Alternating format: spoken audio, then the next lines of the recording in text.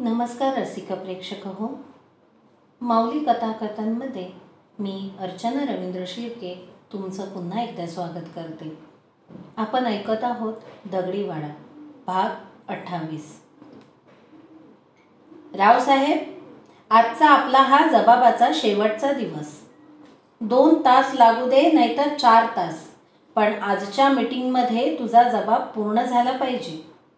तू इतर गोष्टींचा आढावा घेण्याचा टाळून शक्यतो कोटेवाडीचा दरोडा आणि बलात्कार प्रकरणासंबंधीच बोललास तर बरं होईल. त्या अनुषंगाने काही घटना असतील तर त्या सांगायला हरकत नाही. ॲडव्होकेट तेजवील कदम रावशाला म्हणले. होय साहेब, तशी माझ्याकडं बी ह्या घटनेच्या अंगानं सांगण्यासारखी तासाभराचीच माहिती राहिली आहे. रावशा उत्तरला. Good, let start. सहाय्यक वकील रतन जोशीकडे पाहत कदम वकील म्हणले. कदम वकील, जोशी वकील आणि कसबे जेलर हे तिघही आज जेलर साहेबांच्याच केबिनमध्ये बसले होते.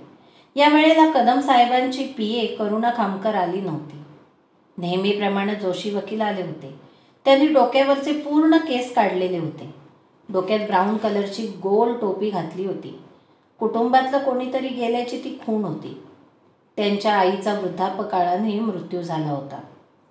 आई अत्यावस्थ असल्यामुळे गेल्या 2 खेपाला ते येऊ शकले नव्हते. जोशी वकिलांनी टेप रेकॉर्डरचं बटन दाबलं. ते नोटपॅड घेऊन महत्त्वाच्या नोंदी करायला तयारीत बसले. रावशा सांगू लागला. दर वर्षाप्रमाणे त्या वर्षी बी आमच्या गावची म्हसोबाची जत्रा आली. जत्रेकऱ्यांनी पेढी गावात गर्दी केली. करण्यांच्या आवाजानं गाव दणानून गेलं.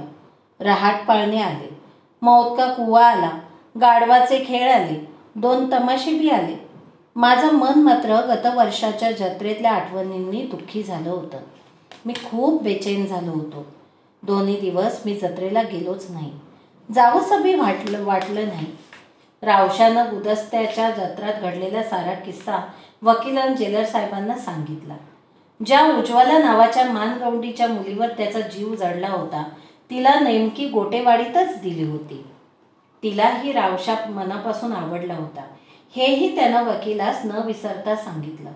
मात्र उज्ज्वलाचं लग्न झाल्यानंतर रावशा मनातल्या मनात एकटाच झुरत होता. उज्ज्वलाच्या संसारात आडवा आला नाही. दुर्दैवानं दरोडा आणि बलात्काराची भयंकर घटना घडली, तीही गोटेवाडीतच. रावशानं कदम वकिलास हातावर गोंदवलेलं नाव दाखवलं. उज्ज्वला, त्यांच्या प्रेमाची निशाणी. या निशाणीला रावशा आता आयुष्यभर जपणार होता, वागवणार होता. उज्ज्वलाप्रती अल्पकाळातला पण दीर्घ परिणाम करणाऱ्या प्रेमाचं कथन केल्यानंतर रावशा पुढे सांगू लागला. जत्रेचा 3रा दिवस कुस्त्यांचा होता. पठाण वस्तात केरू आणि मधूबरोबर आखाड्याला मात्र गेलो. सूर्य कल्ल्यावर आखाडा भरला. लोकांनी आखाड्याला मोठीच गर्दी केली. बहुतांशी लोक केरूचा खेळ पाहायला आले. पठाण वस्तादला खात्री होती की या जत्रेतल्या आखाड्यात शेवटची कुस्ती त्याचा शागिर्द केरूच मारणार. गुदास्ता शेवटची मानाची कुस्ती जिंकणारा महम्मद सांडू पहिलवानही आला होता. 10 वर्षापूर्वी ह्याच सांडू पहिलवानानं पठाण वस्तादाला ह्याच आखाड्यात चित्त असं केलं होतं. त्याच वर्षी पठाण वस्तादानं आखाडा सोडला, कुस्ती सोडली. पठाण वस्तादला शागिर्दाकडून ते उट्ट काढण्याची नामी संधी आली होती. सनया अन हलगी वाजू लागली. सुरुवातीला शेवड्या बत्ताशाच्या लहान कुस्त्या सुरू झाल्या. पंचांनी लोकांना मागं सारून कुस्त्यांसाठी मोठं कडं केलं. त्या साली शेवटच्या कुस्तीचं इनाम आणखी मोठं होतं. गेल्या वर्षी फक्त 5001 रुपये इनाम होता. मात्र ह्या वर्षी 5001 नगद आणि 1 चांदीचं कडं असं बक्षीस मानाच्या शेवटच्या कुस्तीला ठेवलं होतं. कुस्तीची बोली चढत गेली. आखाड्याच्या मैदानात 6 कुस्त्या खेळविल्या जाऊ लागल्या. बोली वाढली. कुस्त्या 6 वरून 4 वर आल्या. काही वेळानं आणखी इनाम वाढविला. आता आखाड्यात 4 वरून 2च कुस्त्या खेळविल्या जाऊ लागल्या. सगळ्यांच्या नजरा गुदास्ता शेवटची कुस्ती जिंकलेल्या सांडू पैलवानावर होती. त्यानं 2 कुस्त्या मारल्या. मधून पण पठाण वस्तादाच्या इशाऱ्यावरून 2 कुस्त्या मारल्या. 3री कुस्ती तो चित झाला. वस्तादनं मधूला पुन्हा उठवलं नाही. वस्तादानं अजून केरूला उठवलं नव्हतं. केरू पठाण वस्तादाच्या इशाऱ्याची वाट पाहत होता. सूर्य बुडायला दावभर राहिलं होता. शेवटच्या कुस्तीचा पुकारा झाला. पंच महम्मद सांडू पैलवानाला हाताशी धरून कड्यात फिरू लागले. सांडूचा हात धरायला कोणताच पैलवान तयार होईना. पैलवान नुसते त्याच्या आखीव आणि कातीव शरीराकडे पाहत होते. सांडू पैलवान 5 फुटी, पण नुसता गिट्टीसारखा भरलेला. त्यानं झप्पा कुर्ता घातलेला, गळ्यात ताईत, गळ्याभोवती नमाजीचं हिरवं उपरणं गुंडाळलेलं, घारे डोळे, रंगानं गोरा पान आणि रूपानं बी तेवढाच, कुरळे मेहंदी लावलेले बारीक केस. शेवटची कुस्ती मारायला रग पण तेवढीच पाहिजे असते. पठाण वस्तादनं केरूला खुनिवलं तसा केरू त्याच्याकडे धावला. हात पुढं केला. दोघांनी एकमेकांच्या हातात हात घेतले म्हणजे ह्या पैलवानाबरोबर मी खेळायला तयार आहे, याला सलामी म्हणतात. पंचांनं दोघांना काही सूचना केल्या आणि ते आपापल्या जागेवर गेले. दोन्ही पैलवान अंगावरचा एक एक कपडा काढू लागले. केरूनं टॉवेल गुंडाळून अगोदर आतमध्ये घातलेल्या लंगोटावरून जांगेचं दर्शन घेऊन ती चढवली. सदरा काढला. मग जरा वेळानं बनियान काढली. सांडू पैलवानानं पण तसंच केलं. कपडे काढताना दोन्ही पैलवान तिरक्या नजरेने एकमेकांकडे पाहत होते. एक दुसऱ्याच्या शक्तीचा अंदाज घेत होते. दोन्ही पैलवानांनी पहिल्यांदा आखाड्याच्या कड्याला स्वतंत्र असा चक्कर दिला. लोकांशी हात मिळवून सलामी घेतली. हे करीत असताना दोघांचंही अधूनमधून श करीत दंड थोपाटणं सुरू होतं. केरू पुन्हा जागावर आला. गळ्यातल्या ताई त्याच्या पाया पडून तो काढून पठाण वस्तादाकडे दिला. शेवटी केरू गुरु पठाण वस्तादाच्या पाया पडला. वस्तादाचं ऊर भरून आलं होतं. 10 वर्षानं गावचा पैलवान गावच्याच जत्रेतल्या शेवटच्या कुस्तीला उतरला होता. तो बी त्याचाच शागीर. गाव चेकाळलं होतं. केरू, आज 10 साल के बाद फिर एक बार मौका आया है. गांव की शान और मेरा मान तेरे हाथ में है.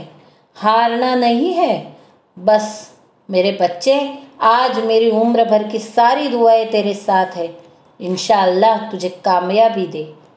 आपल्या शागिर्दला आशीर्वाद देत नि दोन्ही हात पसरून आकाशाकडे पाहत पठाण वस्ताद केरूला म्हणला.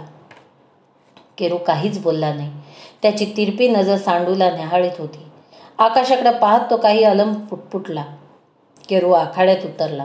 केरू पाठोपाठ सांडूही आखाड्यात उतरला. पुन्हा दोघांनी दंड थोपटले. पुन्हा पंचांनी दोन्ही पैलवानांना काही सूचना दिल्या आणि शेवटची मानाची कुस्ती सुरू झाली. बोटांनी मनगट पिळणं सुरू झालं. अख्ख्या आखाड्याच्या नजरा कुस्तीवर होत्या. शौकी बहाद्दर देहबान हरपून कुस्ती पाहत होते. हलगी अन पिपाण्या वाजत होत्या. वाजंत्र्यांना जोर चढला होता. जोर जोरात मानं हलवीत हलगीकर हलगी वाजवीत होते. सांडूला गुदस्त्याचा कित्ता पुन्हा गिरवून पेढीच्या आखाड्याचा आणखी एक मानाचा तुरा आपल्या शिरपेचात खवचायचा होता. तर केरूला त्याच्या गुरुचं 10 वर्षापूर्वीचं उट्ट काढायचं होतं.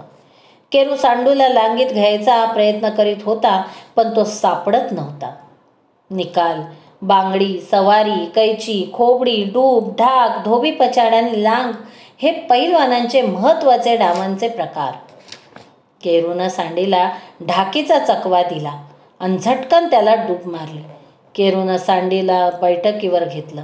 कमरेला बोटांची गच्च गाठ घातली. सांडू गाठ सोडायचा प्रयत्न करू लागला आणि त्यानं गरकन फिरून केरूला कैचीत घेतलं. पठाण वस्तादनं केरूला कैची कशी तोडायची ते चांगलंच शिकवलं होतं. केरूनं जोराची हूस देऊन कैची तोडली आणि सांडूला खोबडीत घेण्याचा प्रयत्न करू लागला. मात्र त्या अगोदरच सांडूनं केरूला सवारी टाकली आणि त्याला मातीत घुसाळू लागला. पठाण वस्तादचा जीव वर खाली होत होता. दोन्ही पैलवानांची प्रत्येक हालचाल आणि प्रत्येक डाव तो डोळ्यात तेल घालून पाहत होता. अख्खं पब्लिक श्वास रोखून कुस्ती पाहत होतं. सांडूनं ही कुस्ती मारली तर आपण रचलेला डाव आपल्यावरच उलटणार असं पठाणाला वाटत होतं. दोन्ही पैलवानांचे गुडघे आणि कोपरे सोळले होते. जरा जरा रक्तसुद्धा निघत होतं. दोघंही या मातीनं भुरकट असं टर्र झाले होते. केरूला सांडूची सवारी तोडायला बराच प्रयत्न करावा लागला. त्याचा चांगलाच दम निघाला. मात्र आता तो चवताळला होता. गावाच्या इब्रतीचा प्रश्न होता. केरूनं जोराची हुसळी देऊन सांडूची सवारी तोडली आणि झटकन त्याला बांगडीत घेतलं. केरूच्या ध्यानात आलं की सांडू बांगडीत कच्चा आहे आणि मग केरूनं सांडूला बांगडीतच चांगला पिळून काढला. केरू 22शीतला, अविवाहितने नव्या दमाचा पैलवान, तर सांडू 32शीतला, विवाहित आणि 2 मुलांचा बाप असलेला भादा पैलवान. केरूनं सांडूला चांगलंच हेंबाळून घेतलं. त्याचा दम तुटला होता. तो धापा टाकीत होता, पण मुरलेला आणि चिवट होता तो. अजून बी कुस्तीची बाजी कोण मारणार याचा अंदाज येत नव्हता. कुस्ती सुरू होऊन अर्धा तास झाला होता. सांडू पुढचा डाव टाकण्याच्या विचारात असतानाच केरूनं त्याला धोबी पछाड मारून डोळ्यांची पापणी लवते न लवते तोच जमिनीवर चित केलं. सांडू पैलवान पाठीवर पडला आणि आखाड्यात एकच ओरडा उठला. केरूनं सांडूला हरवलं. पठाण वस्ताद कड्यात धावला. त्यानं केरूला खांद्यावर उचलून घेतलं. त्याची पाठ थोपटली. केरूनं गावाची शान राखली. गुरुच्या पराजयाचं उट्ट काढलं. शिष्यानं गावातली शेवटची कुस्ती जिंकण्याची इच्छा पूर्ण केली. कोपरं ढोपरं रक्ताळले होते, मात्र त्याकडं त्याचं लक्ष नव्हतं. साऱ्या गावाला आनंद झाला. कुस्ती अतिशय अटीतटीची झाली. सांडूनं केरूचा तितक्याच ताकदीनं प्रतिकार केला होता. आपण किती मुरब्बी व्हावोत हे त्यानं दाखवून दिलं. पंचांनी सांडूच्या लढतीची कदर करून त्याला पण 2000 रुपयांचं बक्षीस दिलं.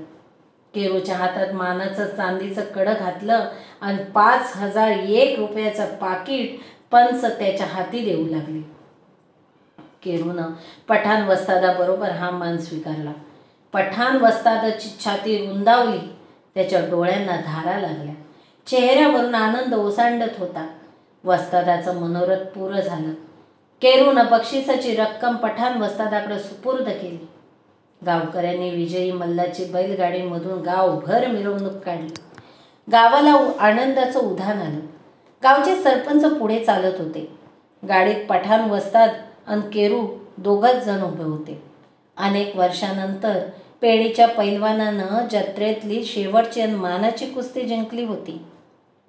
अख्खं गाव मिरवणुकीत सामील झालं.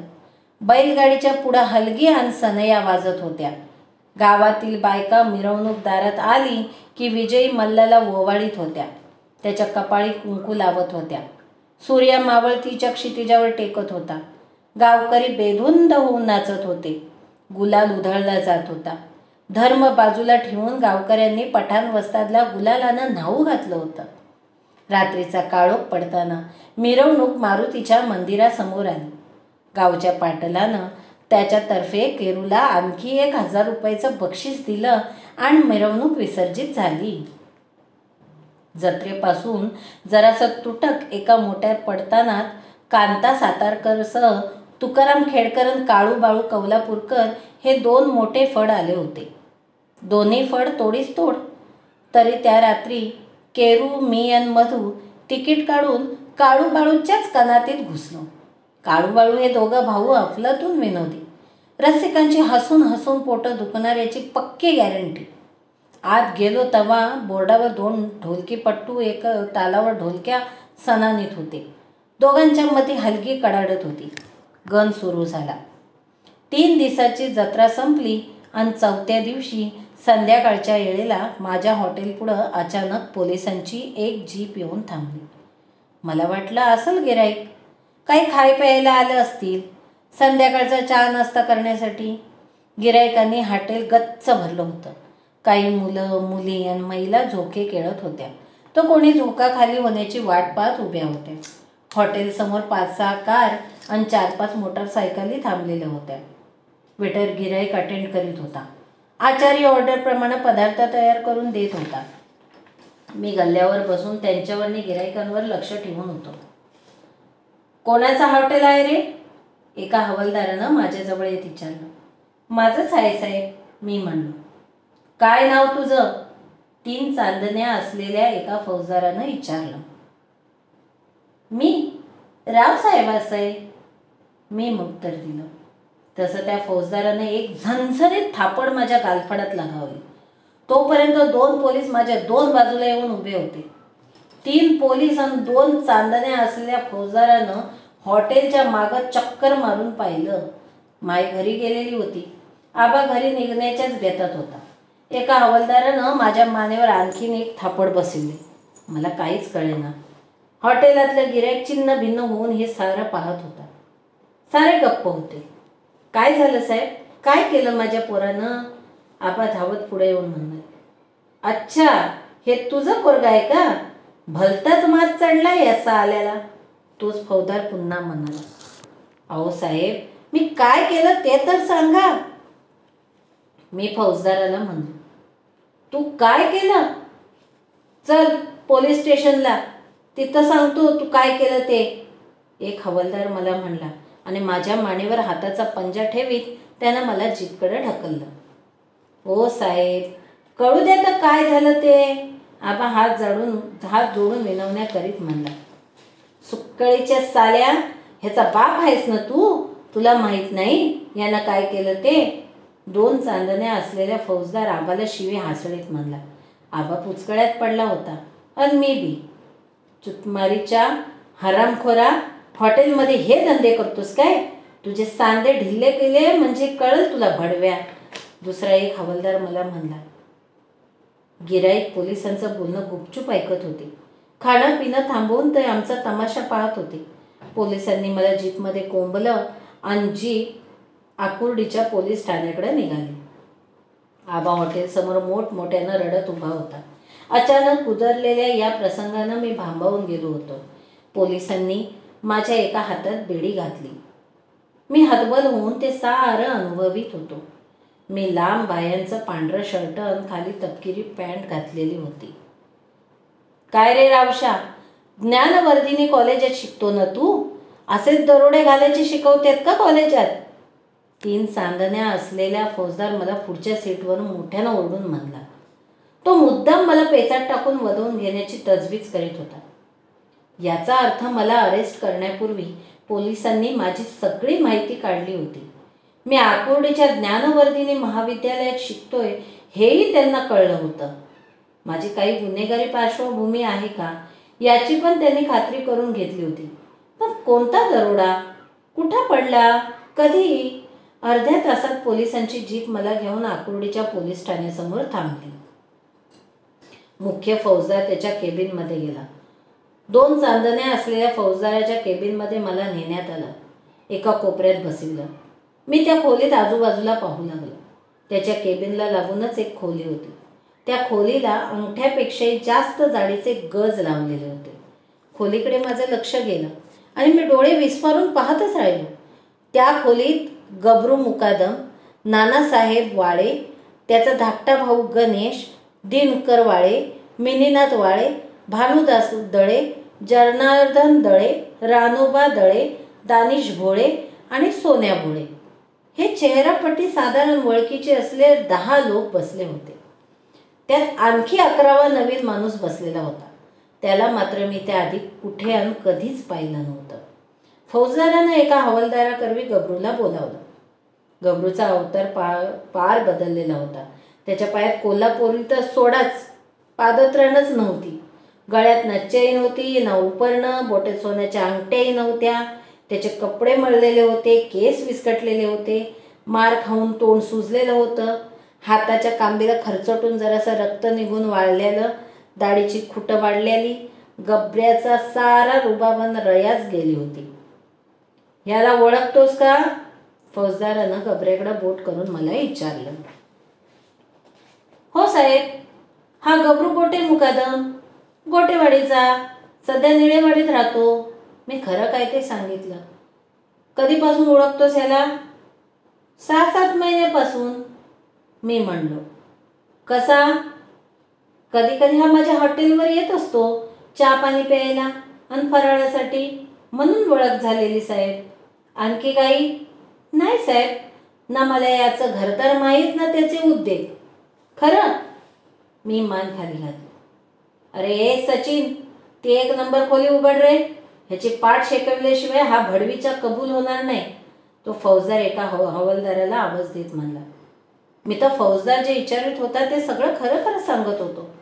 आणखी काय कबूल करून घ्यायचं होतं त्याला माझ्याकडून काहीच कळत नव्हतं.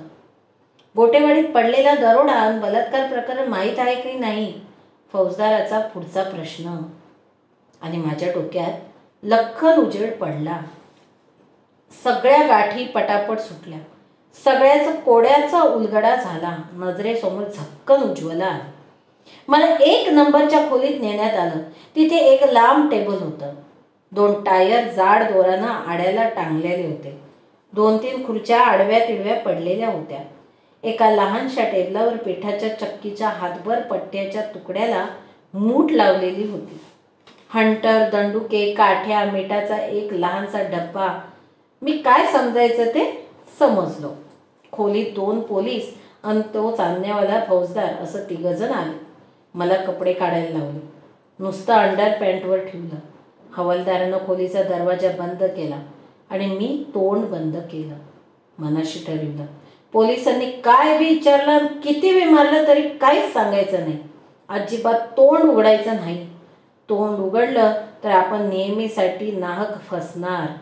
फौजदारानं त्याची टोपी काढून खुंटीला अडकवली. घड्याळ काढून खिशात घातलं. पोलिसांनी हत्यारं हातात घेतली. पुन्हा मला विचारू लागले, गोटेवाडीत तू काय केलं? तुझ्यासमोर कोण कोण होतं? किती पैसे लुटलं? किती सोनं मिळालं? सोनं कुठं ठेवलं? आणखीन काय काय प्रश्न. पण मी हू नाही का चू नाही. दात खिळं बसवल्यासारखं तोंड एकदम बंद ठेवलं. पोलिसांनी मला झोडणं सुरू केलं. पाठीवर, पोटऱ्यांवर, हातावर फाटाफूट पट्ट्यांचे दांडुक्याचे फटके बसू लागले. अंगातून अंगार निघू लागला. पाठीवर लाह्या फुटू लागल्या. वेदनांचा नुसता कल्लोळ. वळ उठू लागले. अंग हिरवंचं पिवळं होऊ लागलं. मेंदूत झिंझिन्या निघू लागल्या. सारं अंग थरारून जात होतं. फटके बसत होते. फटाफट आवाज निघत होता. माझे डोळे लाल बुंद झाले. अक्षरशः रक्ताळले. डोळ्यातून पाणी वाहू लागलं. मला त्या टेबलवर पोटावर झोपवलं. पुन्हा पाठीवर फटके, पुन्हा आवाज. अंगातून पुन्हा वेदनांचा अंगार. माझी दोन्ही गालफाडं जोडली. ती सुजली. डोळ्यांजवळ रक्त साकळलं. पोलीस झोडीत होते आणि काय काय विचारत होते, पण काहीच फायदा होत नव्हता. माझं तोंड खाली करून रगडू लागले. विचारू लागले, तुम्ही अजून किती लोक होते? बाकीचे कुठे आहेत? गबऱ्यानं तुला किती पैसे दिले? दरोड्यात लुटलेलं सोनं कुठं आहे? पैसे कुठे आहे? नानूवाळ्याला कुठं भेटलं होतंस? तू किती बायांवर अत्याचार केलेस? इतका माजलास का? प्रश्नांची नुसती सरबत्ती. मी माझ्या दाताची बचाळी पक्की जाम करून घेतलेली. मी मार खाऊन खाऊन आणि पोलीस मारून मारून थकले. फौजदाराचं लक्ष मी हातावर गोंदवलेल्या नावावर गेलं. त्यानं वाचलं. त्याचे ओठ फुटफुटले. उज्ज्वला? कोण रे ही उज्ज्वला? तुझ्या कॉलेजची पोरगी का? कॉलेजात हे धंदे करतो का भडव्या? त्याने विचारलं. मी गप्पच होतो. त्याला वाटलं असावं हे कॉलेजचं काहीतरी लफडं आहे. घाला रे याला कोलदांडा आणि घ्या पाडून जमिनीवर, फौजदार पोलिसांना म्हणाला. पोलिसांनी माझे दोन्ही पाय आणि हात बांधून कोलदांडा घालून मला जमिनीवर टाकलं. साहेब, मला अंडरपॅन्टमध्येच लघवी झाली. मी निश्चित पडून होतो. मला माझ्याच मुताचा वास येत होता. माझ्या श्वासाचा भाता फक्त सुरू होता. हाड ना हाड कन्हारलं होतं. ठणकत होतं. शरीरात थोडीसुद्धा ताकद उरली नव्हती. मी अर्धप मेला झालो होतो. नुसतं पा पा पा करीत पाणी मागू लागलो. देऊ नको रे त्याला पाणी, फौजदार म्हणला. अहो, मरून जाईन ते. पाणी नाही दिलं तू आणखी दुसरी केस उभी राहीन, एक हवालदार फौजदाराला म्हणला. मरू दे भडव्याला, तिच्या आईला खायला ना खरडायला, पण लई माजलेच साले शिदुडासारखे म्हणत खुंटीला अडकवलेली टोपी डोक्यात घालून तो फौजदार खोलीबाहेर निघून गेला. त्या हवालदारानं मला पत्र्याच्या अगदी जुनाट गंजलेल्या डब्यानं कोपऱ्यातल्या बादलीमधून पाणी घेऊन माझ्या तोंडात ओतलं. पाणी शेवटी पाणीच. तहान भागणं महत्त्वाचं. कोलदांडा घातल्यामुळं माझे हातपाय जाम होते. मला कोलदांड्यातच ठेवून पोलिसानं त्या खोलीचं दार बंद करून घेतलं. एक पोलीस खोलीच्या दारात बसून होता. अर्ध्या तासानं आणखी तो फौजदार आला. बोलला का रे काही हा? त्यानं हवालदाराला विचारलं. नाही साहेब, हवालदार उत्तरला. कर त्याला मोकळं. उद्यापर्यंत त्यानं तोंड उघडलं नाही तर साल्याला टायरातच घालू, फौजदार म्हणला आणि परत निघूनही गेला. हवालदारानं मला सोडलं. मी अर्धमेला झालो होतो.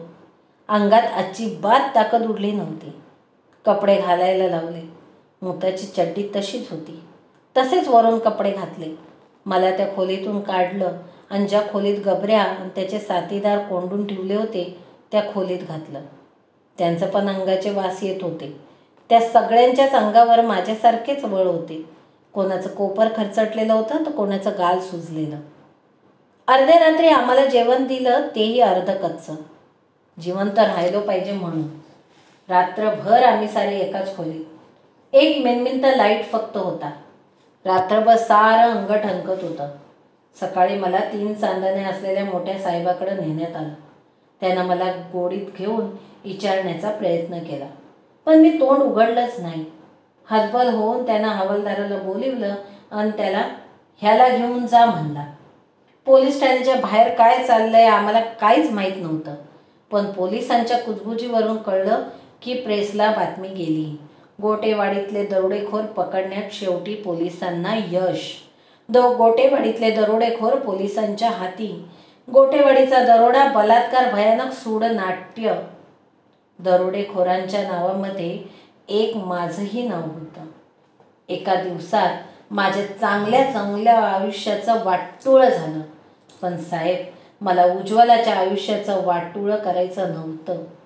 बोलानं बोल बाहेर आला असता. हातावर तर तिचं नावच गोंदलेलं. शब्दात पकडणारी पोलिसांची जात. खोटं सांगितलं असतं आणि ते उघडं पडलं असतं तर. म्हणतात ना, एक खोटं लपवायला 100दा खोटं बोलावं लागतंय. उज्ज्वला नाहक ह्यात अडकली असती आणि तिच्या संसाराचे 3 तेरा झाले असते. तसं मला होऊ द्यायचं नव्हतं. हे सारं मी तुम्हाला सांगितलं. पोलिसांना ह्यातलं काहीच सांगितलं नाही. साहेब, माझी एकच चूक झाली. त्या रात्री नाण्या आणि गण्या वाळ्यानं आणलेली संदूक जास्त खोलात चौकशी न करता माझ्या हॉटेलात ठेवली. दरोड्याच्या रात्री 10 वाजता एका जीपमध्ये येऊन खूपच गडबडीनं ते खाली उतरले आणि ती संदूक घेऊन गेले. मला माहीत नव्हतं तिच्यात कत्ती, कोयता, बरशी, दंडुके, चाकू अशी सगळी हत्यारं होती. गबरू गोटे टोळीला घेऊन माझ्या हॉटेलाच्या मागच्या बाजूला 2दा दारू पीत बसला. हॉटेलवर एकदा मी असताना आणि एकदा आबा असताना. तिथं त्या गोटेवाडीला दरोडा टाकायचा प्लॅन करीत होतं ह्याची आम्हाला काहीच कल्पना नव्हती, कारण ते वेगळ्या भाषेत बोलायचे. साहेब, केलेल्या चुकीची आता मी शिक्षा भोगतोय.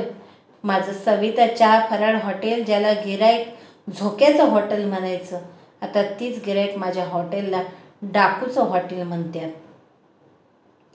ज्या हॉटेलात एकेकाळी गिराईकाला बसायला जागा नसायची त्याच हॉटेलात आता पाखरूसुद्धा थांबत नाही. वेटर निघून गेले. आचारी निघून गेला. आबा आणि माय मोकळं फटांग पडलेल्या हॉटेलात दिसभर दाताचं पाणी गिळीत चित्तागती बसत्यात. ज्या झोक्यावर बायकांचे लहान मुलांची झुंबड असायची ते दोन्ही झोके वाऱ्यानं नुसतं मोकळे हलत असतात. मोटारी येत्यात आणि हॉटेल पुढून भुरकन फोडून निघून जातात. मोठ्या उमेदीनं हॉटेल सुरू केलं होतं हे मी साहेब, पण याच हॉटेलमुळं आज हे दिवस पाहायला लागले. आबा आणि माय जेव्हा भेटायला येतात तेव्हा त्यांच्याकडे पाहून जीव लय तिळतिळ तुटतो. गावातली काही लोक त्यांच्याशी नीट बोलत नाहीत. साहेब, जे मनात राखून ठेवलं होतं ते सारं तुम्हाला सांगितलं. मला जी सजा व्हायची ती हो, पण साहेब, मी मुद्दाम काहीच केलं नाही. त्या गबऱ्याच्या नाना आणि त्याच्या टोळीच्या आणि माझा काही एक संबंध नाही. तुम्ही माझ्या सांगण्यावर विश्वास ठेवा नाही तर नका ठेवू. मात्र मी जे काही सांगितलं ते खरं का खोटं हे परमेश्वरालाच माहीत. आणि मला जे मन मोकळं करून सांगायचं होतं ते सगळं तुम्हाला सांगितलं साहेब. रावशा ॲडव्होकेट वेज्युअल कदम आणि कसबे जेलर साहेबांना हात जोडीत म्हणला, जोशी वकिलांनी टेप रेकॉर्डर बंद केला. रावशाचा जबाब पूर्ण झाला. रावशा बोलायचा थांबला तरी कोणीच काहीच बोलत नव्हतं. जेलरच्या केबिनमध्ये निशब्द शांतता पसरली होती. ते नुसतेच एकमेकांकडे पाहत होते. साहेब, होण्यासारखी असन तर एक मदत करा. माझं BAचं शेवटचं वर्ष बाकी आहे. ॲडमिशन झालेलं आहे. मला अभ्यासासाठी पुस्तकांची सोय झाली आणि परीक्षाला बसायला परवानगी मिळाली तर लई उपकार होतील माझ्यावर. रावशा पुन्हा हात जोडून विनंती करीत कदम वकील जेलर साहेबांना म्हणला, आपण प्रयत्न करूया. जोशी साहेब तुला परीक्षेला बसवण्यासाठी काय करता येईल याची खटपट करतील. पण मला वाटतं तुला नक्की परीक्षा देता येईल. डोंट वरी. ठीक आहे रावसाहेब, बरीच नवीन माहिती तुझ्या बोलण्यातून मिळाली. या खटल्याला त्यामुळे आणखी मजबूती येईल. आता आपली भेट कोर्टातच होईल. कसबे साहेबांकडे पाहत वकील म्हणले, लेट हिम गो नाऊ. रावशा स्टुलावरून उठला. त्यानं पुन्हा सगळ्यांना हात जोडून नमस्कार केला. कसबे साहेबांच्या परवानगीची वाट न पाहता रावशा त्याच्या कोठडीकडे जाऊ लागला. कदम वकील चष्म्याची काडी ओठात धरून पाठमोऱ्या रावशाकडं एकटक पाहत होते. काहीतरी विचार करीत होते. मिस्टर जोशी, कोर्टाच्या नावानं रावशाचं एक विनंती अर्ज तयार करा. BA फायनलच्या पुस्तकांसाठी आणि परीक्षेला बसण्यासाठी परवानगी देण्यात यावी म्हणून. त्यावर रावशाची सही घ्या. We will put up his request to the honourable court. Kadam वकील जोशी वकिलांना म्हणाले. येस सर, जोशी वकील उत्तरले. ओके कदम साहेब, तुमच्या मनपूर्वक सहकार्याबद्दल आभारी आहे. आता रजा द्या. संध्याकाळी पोलीस सुप्रिटेंडेंट बरोबर महत्त्वाची बैठक आहे. Have a good day. म्हणत कदम वकिलांनी जेलर साहेबांचे आभार मानित हस्तांदोलन केलं. दोघंही वकील कसबे साहेबांच्या केबिन बाहेर पडले आणि जेलच्या मुख्य दरवाजाकडे चालू लागले. मुख्य दरवाजावरच्या वॉर्डरनं वकील साहेबांना सॅल्यूट मारला. जेलचा दरवाजा कर कर आवाज करीत पुन्हा धाडकन बंद झाला.